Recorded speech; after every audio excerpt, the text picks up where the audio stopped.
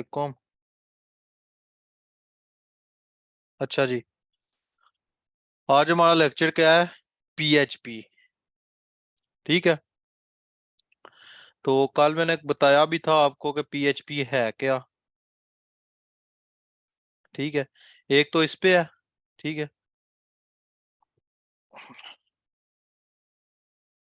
हम लोग आ गए।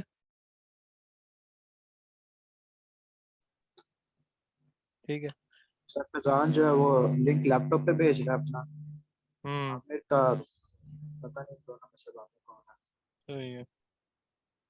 चलो स्टार्ट करते हैं। पीएचपी मैंने क्या बताया था कि पर्सनल होम पेज। ठीक है। जो लास्ट टाइम मैंने बताया था आपको कि पीएचपी क्या है, हमारा पर्सनल होम पेज है। ठीक है, मैं जाता हूँ नोटपैड पे। जो पहले पेज था हमारा नोटपैड, आज थोड़ा सा एक्स्ट्रा पढ़ लूंगा ताकि आपको आइडिया हो जाए। कंट्रोल प्लस, अच्छा जी, पीएचपी। पहले इसको हम क्या बोलते थे? पर्सनल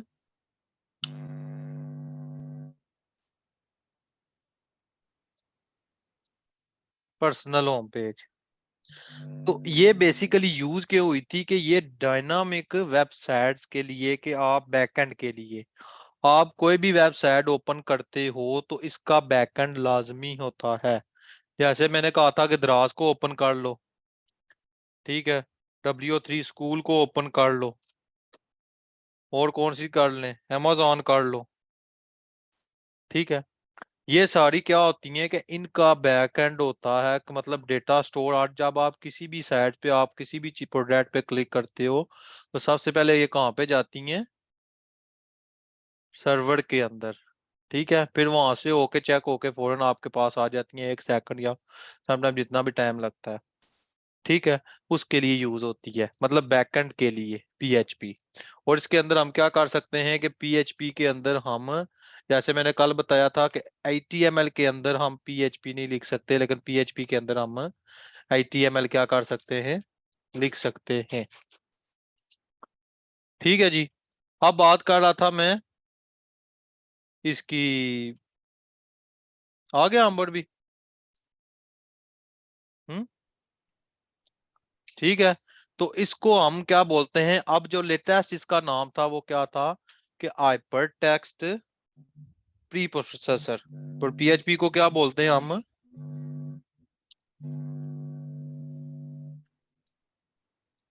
हाइपर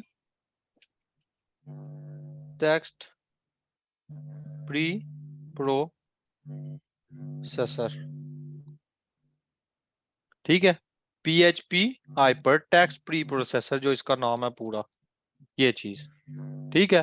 तो इसका क्या काम है कि जो बैकएंड के लिए हम काम करते हैं वो सारा इसके अंदर ही होता है, इसी लैंग्वेज के अंदर होता है जिसको हम यूज करते हैं। अब बाद में होता है कि हमें इसकी जरूरत क्यों पड़ती है, कि हम इसका स्ट्रक्चर वगैरह बना लेते हैं। तो फिर हमें इसकी क्यों जरूरत पड़ती है, इसकी क्या? क्योंकि देखो, आप कोई भी काम जब करते हो तो उसके लिए तो बैकएंड तो जरूरी होता है। बैकएंड के बगैर तो शायद कुछ भी नहीं है ना। एक सिंपल गाड़ी है, उसको गाड़ी को आप बना के, तो इसके अंदर इंजन ना हो तो गाड़ी वर्क नहीं करेगी। इसी तरह ये वेबसाइट ने, किसी भी प्रोडक्ट्स पे क्लिक करोगे तो इनका डेटा कहीं ना कहीं तो स्टोर हो रहा होता है ना। अगर सिंपल एक स्ट्रक्चर पे आप क्लिक करते हो तो वो आपको डेटा कहाँ पे मिला? कहीं भी नहीं।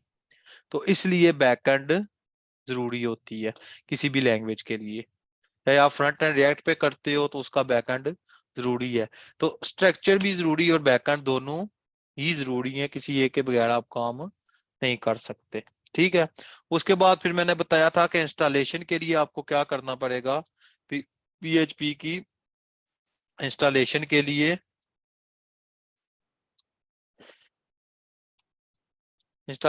लिए, आपको कौन कौन सा सर्वर चाहिए होता है?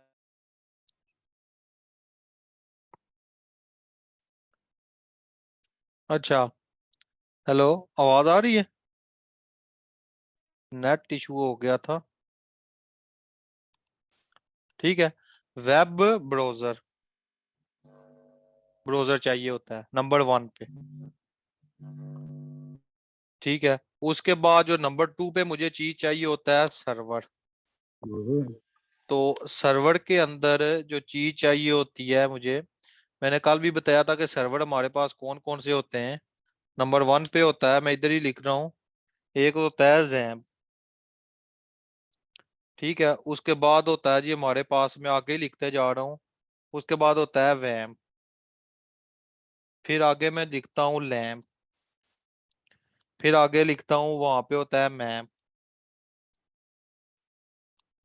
ठीक है, अब जैम्प क्या होता है, ये यूजर फ्रेंडली होता है, ओपन सोर्स प्लेटफॉर्म होता है जो जैम होता है। मैं ये ऐसे करता हूं तो ये क्या होता है, फ्री ओपन सोर्स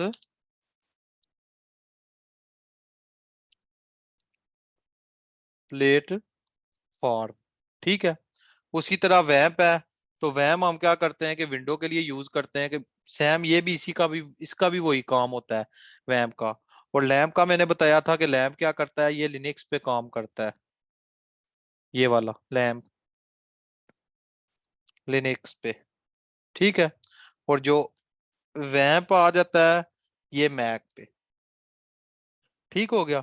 और जो यूज हम करेंगे जैम्प, तो मैंने इसको बताया था आपको डाउनलोडिंग का तरीका, कि इस सर्वर को डाउनलोड करने के लिए आप क्या करो, जैम्प पे जाओ। जैम्प आप दोनों का डाउनलोड किया हुआ है, किसी का हुआ है डाउनलोड अभी तक? यस सर, मेरे पास पड़ा हुआ अच्छा, फिजान और आमिर आपका? अभी नहीं दिया सर। इसको डाउनलोड करो आज। ठीक है, ये डाउनलोड आप, दो मैंने बताया था कि लेटेस्ट ये कर लो, ये कर लो, ये कर लो, जो भी है। सबसे पहले ऑप्शन लेटेस्ट पे ही रखो, अगर ये हो गया तो फिर ठीक है, अदरवाइज आप सेकंड वाला कर लो। अगर ये भी नहीं तो फिर वैप पे चले जाओ सीधा। दो ओके। ठीक है, तो वैप क्या होगा, ये तो ऑलरेडी इसका इशू नहीं बनेगा, ये ऑलरेडी चला देगा आपका वैप सर्वर। ठीक है, काम वो ही है इसका भी, बस ये है कि इसके अंदर लोकल सर्वर को आपको अटैच नहीं, स्टार्ट नहीं करना पड़ेगा, ये सर्वर ऐसे ही चलना शुरू हो जाएगा। ठीक है, यहाँ से आप डाउनलोड करोगे और ऑलरेडी आप जहाँ से इंस्टॉल करते हो ऑलरेडी आप क्या कर लोगे, इंस्टॉलेशन इसकी हो जाएगी। ठीक हो गया जी। उसके बाद क्या होता है कि ये जो होता है, इधर मैं लिख देता हूँ लोकल वेब सर्वर होता है जैम वेब सर्वर। ठीक है, कि ये लोकल होस्ट पे चलता है। ठीक है, मतलब कहने का है कि जो हमारी मशीन होती है इसको एक क्या बना देता है, सर्वर बना देता है, जिसे हम प्रोग्रामिंग लैंग्वेज में इसको सीख सकते हैं, इजी वे हम इसको समझ सकते हैं। दूसरे अल्फाज में आप क्या कह सकते हैं कि इसको हम इजी वे में आप क्या कर सकते हो, समझ सकते हो। ठीक हो गया। उसके बाद मैंने कहा था जी कि आप जाओ जैम के अंदर, तो यहाँ पे मैं जैम के अंदर गया था।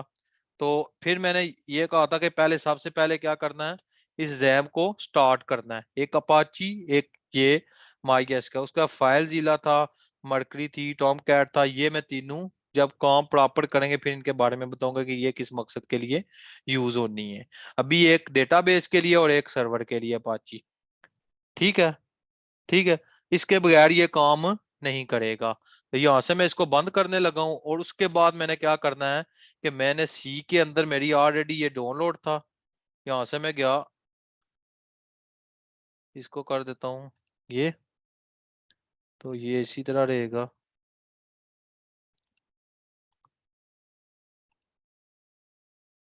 सी के अंदर लोकल होस्ट जैम्प, जैम्प के बाद सबसे पहले आपने क्या करना है कि जाना है सी ड्राइव के अंदर, फिर आपने जाना है जैम्प के अंदर, उसके बाद जाना है आपने आईटी डॉग्स के अंदर, आईटी डॉग्स, फिर यहाँ पे आपने बना लेना है फोल्डर। ठीक हो गया। उसके बाद मैंने आपको कल भी एक बात बताई थी कि अगर मैं यहाँ पे एक फोल्डर बनाता हूँ पीएचपी का, ये अब शॉर्ट बना रहा हूँ इतना हैवी क्योंकि मैं कह रहा हूँ कि आगे करवा लूँ काम आज। ठीक है, उसके बाद यहाँ पे मैं जाके इसको खोलता हूँ वीएस कोड के अंदर। ठीक है, इसकी मुझे, या वीएस कोड के अंदर जरूरत होती है तो मैं यहाँ पे जाऊंगा नोट पैड में, तो यहाँ पे मैंने क्या कहा, दो सर्वर हो गया, और मुझे ऐसा कर ले तो तीसरे नंबर पे इसको रख लेता हूँ, और दूसरे नंबर को मैं कर देता हूँ एडिटर। एडिटर। तो एडिटर जो मुझे चाहिए वो कौन सा है, VS कोड। ठीक हो गया। उसके बाद मैंने क्या कहा था कि इसके अंदर गया, यहाँ पे इसके अंदर गया, मैं यहाँ पे आ गया, यहाँ पे मैं फाइल बना लूंगा index.html। ठीक है, जब मैं यहाँ पे गया तो ये और यहाँ पे मैं करता हूँ H1 सुफियान। तो मैं लोकल उस पे ओपन करता हूँ तो देखता हूँ कि मुझे क्या शो हो रहा है। देखो जी, सुफियान आ गया। फिर उसके बाद मैं करता हूं, अगर इसको फाइल एक्सटेंशन में कर देता हूं PHP, तो अब देखते हैं कि ये क्या करता है। तो ये कह रहा है कैन नॉट गेट index.html भी, कि क्या हुआ कि हम HTML के अंदर PHP नहीं कर सकते, PHP के अंदर हम क्या करते हैं, एक्सटेंशन कर सकते हैं। तो मैंने यहाँ पे बोला था आपको कल कि HTML के जो फाइल एक्सटेंशन होती है,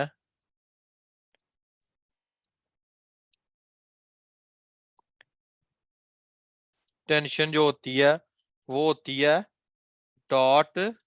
.html। ठीक है, इसी तरह मैं दो CSS, JS और PHP तीनों को मैं कर देता हूं। तो यहाँ पे CSS, यहाँ पे JS और यहाँ पे PHP। तो जब ये होगा तो इसकी जगह यहाँ पे मैं जाऊंगा .css, यहाँ पे जो इसकी एक्सटेंशन JS और इसकी .php। ठीक है जी, यहां तक बात हुई क्लियर। आगे चलते हैं। इसको मैंने अब कर दिया डिलीट, इसलिए नहीं हो रहा क्योंकि मेरे पास इसकी एडिटर के अंदर ये ओपन है। मैं इसको कर देता हूँ यहाँ से खत्म। अब ये होगा, कैमरा ऑफ कर दे अपना। उसके बाद मैं जब यहाँ पे गया, मैंने बताया था IT डॉक्स, तो ये जैम आ गया। इसके अंदर मैंने कल किस नाम से फोल्डर बनाया था, PHP के नाम से। तो PHP 1 था मेरे ख्याल में, डिलीट कर दिया था वो मैंने। सर PSP 1 था, पता नहीं डिलीट किया था जल्दी। मेरे ख्याल में डिलीट हो कर दिया था मैंने, क्योंकि मैंने कहा था कल दोबारा करूंगा। तो यहाँ से मैंने कहा कि जाके फोल्डर बनाना है एक PHP 1। ठीक हो गया।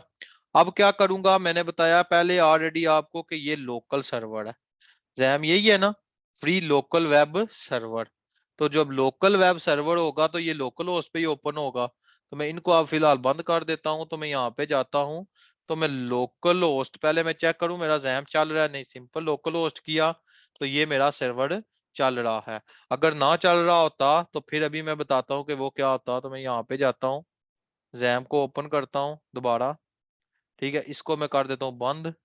अब चेक करते हैं कि मेरा PHP सर्वर, देखो उसने कहा नहीं, ये नहीं है। क्यों? क्योंकि मेरा सर्वर क्या हो गया, लोकल होस्ट।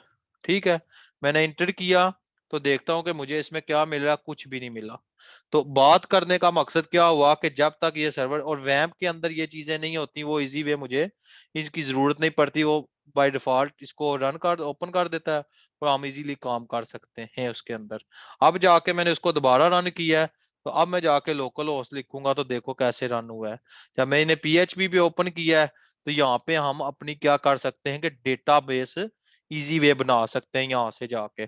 इसके अंदर इंशाल्लाह नेक्स्ट ट्यूसडे को मैं इसके टेबल बनाऊंगा, फिर आपको प्रॉपर पता चलेगा कि डेटाबेस के अंदर टेबल कैसे बनाए जाते हैं, डेटाबेस के अंदर प्राइमरी और सेकेंडरी की में क्या फर्क होता है, फॉरेन की, सॉरी, प्राइमरी और फॉरेन की क्या कौन सी होती है।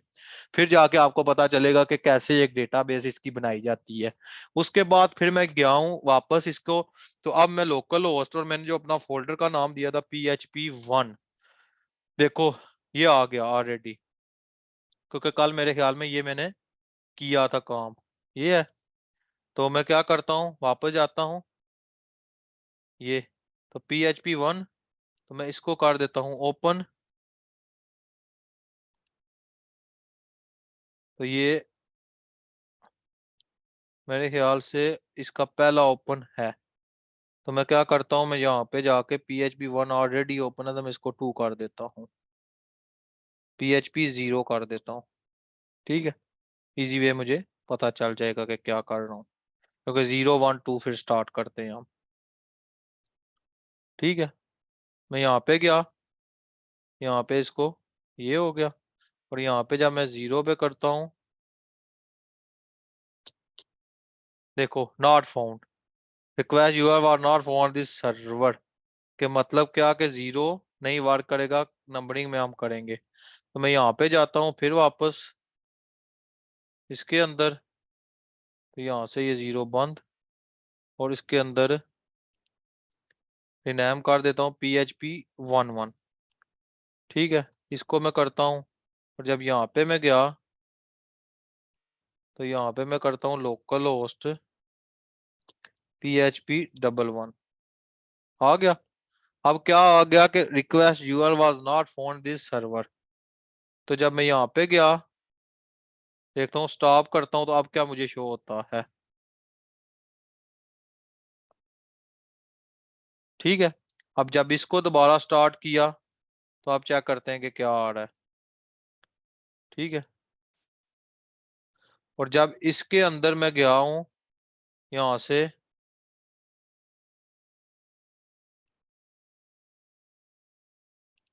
मैं जाऊंगा इसके अंदर, जब इसके अंदर मैं अब फाइल बनाऊंगा तो मैं सबसे पहले क्या करूंगा कि यहाँ पे फाइल हुई, तो यहाँ पे मैं index dot PHP, file extension हमारी क्या होगी, इंडेक्स डॉट PHP, ये आ गया। अगर यहाँ पे मैं लिखूं H1,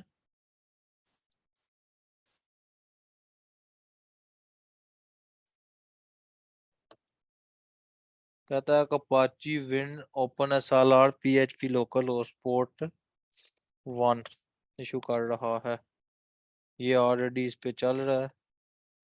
ये सर्वर बहुत टाइम मसला करता है कि मेरा वो कह रहा है कि इसको रिन्यू करो, तो PHP मेरे पास हो रहा है कोई नहीं।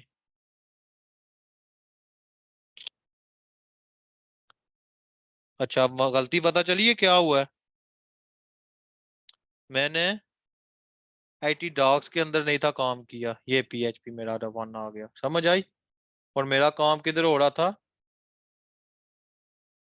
JS, ये हो गया, ये PHP 1 थी। ठीक है, तो मैं अब इसको ओपन करता हूँ। मैंने IT डॉक्स को नहीं था ओपन किया हुआ, मैंने IT डॉक्स के बाहर काम किया हुआ था। ठीक है, इसको खत्म करता हूं, तो अब देखो कि मैं इसके अंदर कैसे H1 सुफियान, ठीक है, अब ये वर्क करेगा। अब यहाँ पे गया, अब ये आ गया सुफियान। अब आपको पता चल गया कि हम PHP के अंदर क्या कर सकते हैं, HTML लिख सकते हैं, लेकिन HTML के अंदर हम PHP नहीं लिख सकते। ठीक है, ये पहला फर्क था। ठीक हो गया। उसके बाद मैंने कहा था जी कि अब यस सर। इसके अंदर जो मेन काम है हमारा क्या है, इको का। ठीक है, इको के अंदर वेरिएबल्स थे, जो मैंने कहा था कि मैं बताऊंगा कि वेरिएबल्स को कैसे हम करते हैं, डिफाइन करते हैं। और इसका पहले, सबसे पहले मैंने कहा था कि इसका सिंटैक्स ओवरव्यू लो, कि सिंटैक्स कैसे इसको लेते हैं। ठीक है, ठीक है, उसको क्या कहते हैं कि जो मैन बेसिक था। तो अब मैं क्या करूंगा कि इस पार्ट को करूंगा डिलीट। अब आता हूं जी अपने मैन काम पे। तो मैंने क्या कहा था कि जो सबसे पहले less than question mark BHP, और क्लोजिंग क्या होता है, क्वेश्चन मार्क, और ये। ठीक है, ये होता है कि बेसिक आपका सिंटैक्स, सिंटैक्स ओवरव्यू में ये चीज आती है। ठीक है, इसको बेसिकली बोलते हैं किसको, हाँ ये। उसके बाद अब क्या करते हैं इसको, कि इसके अंदर हम क्या करते हैं, कोई चीज प्रिंट करवाते हैं। तो मैंने कहा था कि आप जब C++ के अंदर करते थे हम काम, जैसे यहाँ पे मैं जाता हूँ, तो यहाँ पे मैं लिखता हूँ कि जब C++ के अंदर आप किसी चीज की आउटपुट शो करवाते थे, C++ आउटपुट शो, तो उस टाइम हम करते थे सी आउट। ठीक है, इसी तरह JS के अंदर जब किसी चीज को हम प्रिंट करवाते थे तो लिखते थे डॉक्यूमेंट डॉट राइट। ठीक है, और यहाँ पे फिर जब PHP के अंदर आई तो हम लिखते हैं इको या प्रिंट। प्रिंट। अब फर्क क्या है इन दोनों में कि ये मल्टीपर्पज के लिए यूज होता है, ये सिंगल होता है यूनिक होता है आईडी की तरह प्रिंट। तो हम ई को ही यूज करेंगे, हम इसको क्या करेंगे कि प्रिंट को हम यूज नहीं करते कि ये कैसे वर्क करता है क्यों नहीं करता, हम इसको हम छोड़ देंगे। ठीक हो गया, यहाँ तक कोई मसला तो नहीं ना? आगे चलें? No sir, yes sir. ठीक है। उसके बाद आ जाता है कि पीएचपी की डेटा टाइप्स। ठीक है, इसकी टोटल होती हैं 8 डेटा टाइप्स। तो ये होती हैं 8 डेटा टाइप्स।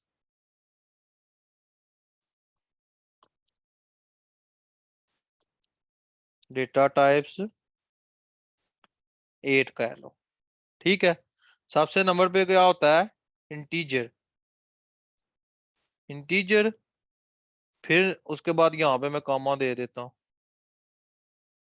इंटीजर के बाद हो जाता है डबल, फिर हो जाता है बुलियन, फिर आ जाता है नल, फिर आ जाता है स्ट्रिंग। हाँ, स्ट्रिंग क्या है? मैंने पहले भी आपको बताया हुआ है कि स्ट्रिंग क्या होता है कि जब HTML के अंदर आप ये काम करते हो तो वो वहां पे हम करते हैं कोटेशन, और जब स्ट्रिंग होता है तो JS के अंदर स्ट्रिंग, और इसको स्ट्रिंग बोलते हैं डबल कोटेशन को। ये डबल कोटेशन होती है, इसका बहुत जरूरत पड़ती है, ये डबल स्ट्रिंग होती है। इसको इस ऐसे भी लिख सकते हो और या ऐसे भी लिख सकते हो, तो ये दोनों में एक्सेप्टेबल है, कोई फर्क नहीं पड़ता। इसी तरह अरे है, अरेज आगे, फिर आगे object, object B G object. ठीक हो गया। और उसके बाद कितने हो गए? इंटीजर 1 2 3 4 5 6 7, और एक होता है रिसोर्सेज। ठीक है जी, ये बेसिकली डेटा टाइप्स होती है, और जिनकी मुझे जरूरत पड़ती है वो कौन सी है? इस टाइम जो मुझे जरूरत पड़ेगी वो होगी इसकी, क्या कहते हैं, इंटीजर, बुलियन। ठीक है, और डबल की इतनी नहीं मुझे पड़ेगी, और स्ट्रिंग की। ठीक हो गया इनकी। अब मैं जाता हूँ W3 स्कूल को थोड़ा देख लेता हूँ कि वहां पे वो क्या कहता है।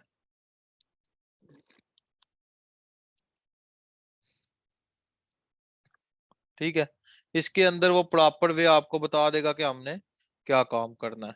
ठीक है, सबसे पहले मैं जाता हूं यहाँ पे, और यहाँ पे मैं देता हूं जी इंटीजर।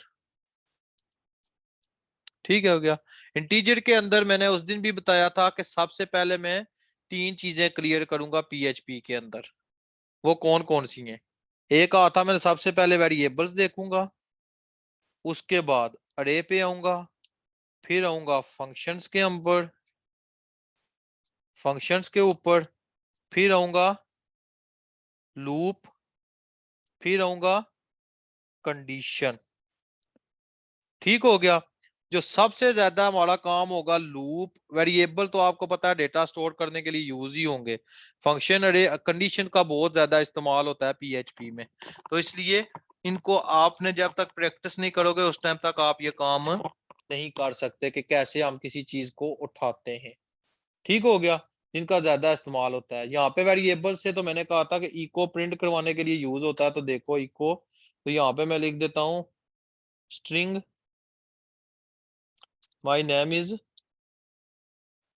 सुफियान। ठीक है, तो मैं जब यहाँ पे गया, ये आ गया सुफियान। ठीक है, अब इको का भी आपको पता था। उसके बाद प्रिंट को भी अगर मैं यहाँ पे लिखूं तो ये वो भी वही चीज प्रिंट करवाएगा जो अभी करवाया है, आई एम फिजान। ठीक है, अब क्या हुआ है, ये किस चीज का एरर दे रहा है, ये देखना आप। ठीक है, अब पता चला, आ गया।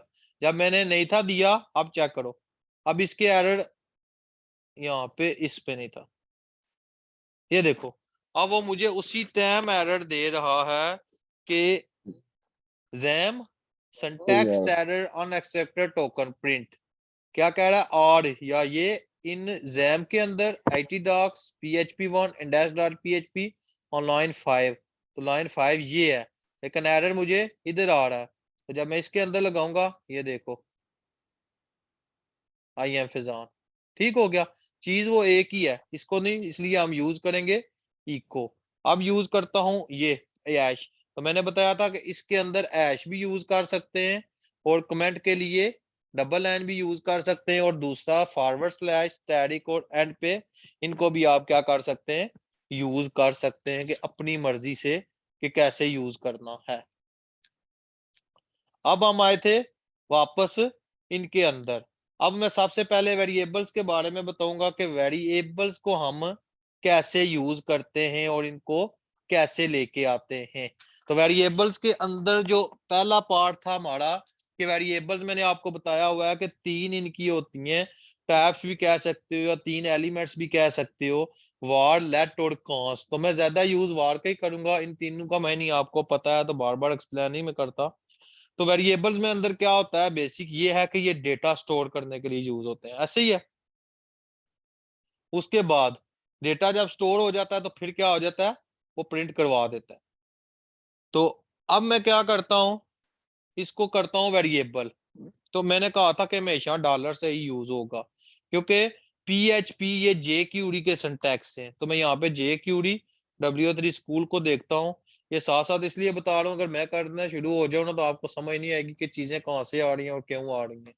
jQuery ये JS की लाइब्रेरी है, जावास्क्रिप्ट की, ठीक है। बाद इसको फ्रेमवर्क भी बोलते हैं, और कुछ हर बंदे की ना कोई अपनी राय होती है कि क्या करना है। तो ये सारे इसके क्या हैं, सिंटैक्स जो यूज हो रहे हैं, ठीक है। तो मैं यहाँ पे जाता हूँ वापस, तो इसके अंदर मैं क्या करता हूँ, $a = स्ट्रिंग के अंदर मैं यूज करता हूँ code tricks, TRI code tricks. मैंने अब चेक करता हूँ मुझे क्या कुछ नहीं शो हुआ। जब मैं यहाँ पे गया, ये दिया सेमी कॉलन, फिर भी नहीं दिया। तो मैं क्या करता हूँ कि ये कह रहा है कि आपने वेरिएबल तो बना लिया, लेकिन इसको आउटपुट कैसे शो करवाऊंगा। तो मैं गया इको के अंदर simple A, error on line 5, ठीक है। अब क्या हुआ, एरर आया क्योंकि हमने सिंपल ए किया, मुझे इसके लिए डॉलर चाहिए।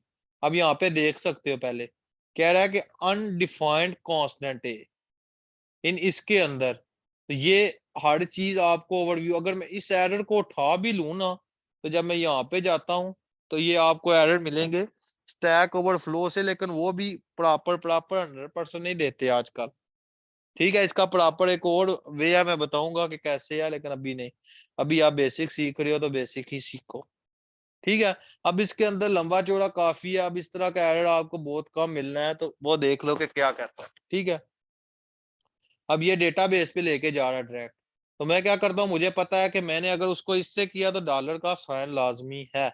देखो कोड ट्रिक्स आ गया, ठीक है। अगर यहाँ पे मैं करता हूँ कि H1, अब इसके अंदर तो H1 अगर लगाऊं फॉर एग्जांपल, तो ये अब इसके अंदर गया, ये H1 आ गया, ठीक है। ये वेरिएबल है जो आप इसको कर सकते हो। जब दो वैल्यू को मैं प्रिंट करवाना हो तो क्या करूंगा, यहाँ पे गया तो मैं ऐसा करता हूं, $a = 40। ये तो आ गया स्ट्रिंग वाला पार्ट, कि स्ट्रिंग के अंदर कैसे करते हैं हम काम। स्ट्रिंग, ठीक है। उसके बाद दूसरा है $b = 50, ये आ गया। फिर तीसरा है जो हम कर सकते हैं, अगर ये ऐसे करें पहली की तरह, C = $a + $b। ये भी ऑपरेटर्स हैं, जितने हमने ऑपरेटर्स पे काम किया हुआ है। ये वो है, सिर्फ सिंटैक्स का एरर आ रहा है। अगर मैं यहाँ पे जाऊं तो मैं यहाँ पे लिख सकता हूँ PHP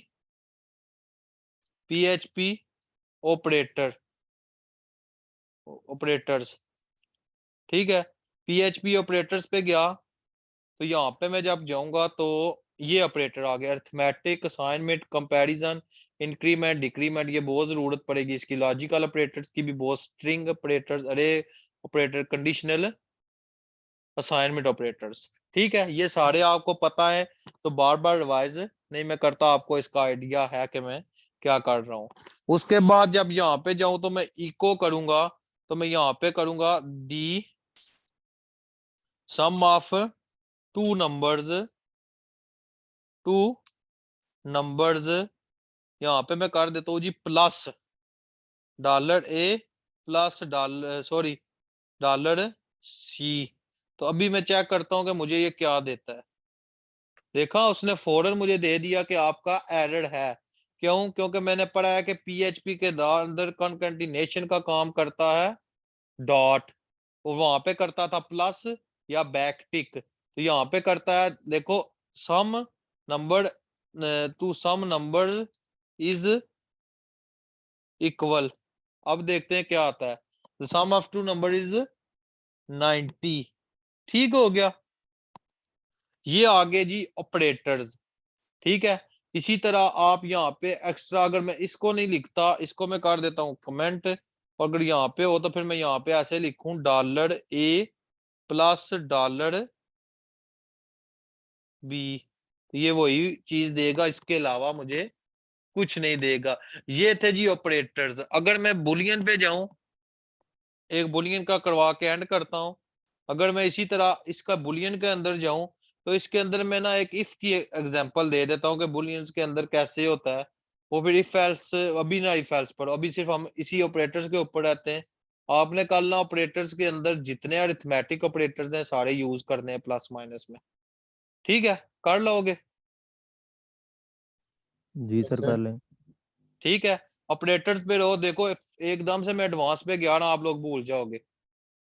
एकदम से मैं एडवांस पे चलना जाना, एडवांस पे ऐसे जाऊंगा। अगर मैं यहाँ पे सिंपल HTML का लिखा वेरिएबल को कॉल करूं और नीचे जाके उसका सिंटैक्स चेंज कर दूं, जैसे मैं प्रॉप्स नहीं यूज करता, प्रॉप्स सेम ऐसे ब्रैकेट्स लगती हैं, करली ब्रैकेट्स, और वो वर्क करता है, लेकिन वो एडवांस है। लेकिन वो उस टाइम यूज होगा कि आपको जब इनके प्रॉपर सिंटैक्स का पता चल जाएगा कि कैसे एक वेरिएबल चले, अरे चले, कंडीशन चली, फिर मैं आपको बताऊंगा कि डेटे को कैसे करते हैं। अगर इसके लिए मुझे 2 वीक भी लगे, 3, तो कोई मसला नहीं है, मैं आपको इसमें करवा दूंगा। इस पे ग्रिप होगी तो लाड़ा वाला आपके लिए मुश्किल नहीं होगी। ठीक है जी।